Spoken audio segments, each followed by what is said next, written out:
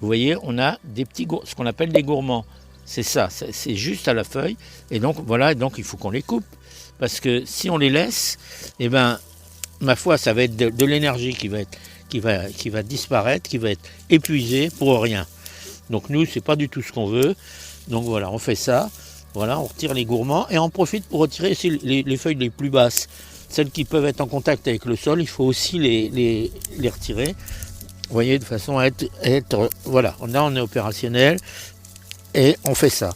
Alors, pourquoi? C'est pour éviter le mildiou, c'est comme je vous l'ai dit, mais sachez qu'on a affaire quand même à une variété qui est quand même très résistante au mildiou, puisque c'est la monnaie maker. Alors, c'est pas moi qui l'ai inventé, c'est la première année que j'en fais.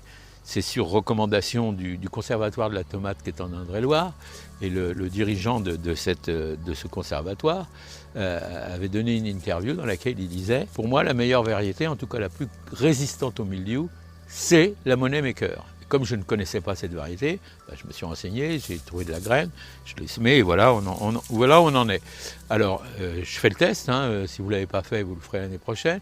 Je vous donnerai les résultats, évidemment, au cours de la saison, de ce que ça dit, de ce que ça fait. Alors, si vous êtes sur d'autres variétés qui peuvent être plus sensibles au mildiou, dans ce cas-là, il ne faut pas hésiter à traiter, mais à traiter de façon préventive. N'attendez pas que le mildiou se soit développé sur les plants de tomates pour dire « Ah, je vais traiter », c'est trop tard. C'est avant que ça se fait. Alors, bouillie bordelaise, bien sûr. Bouillie bordelaise, je vous ai donné une recette pour la faire vous-même, de façon économique. Donc, c'est très simple, mais c'est préventif. Dites-vous bien, c'est préventif. Ne partez pas du principe que voilà, ça y est, j'ai le mildiou qui a attaqué, je vais traiter. C'est trop tard.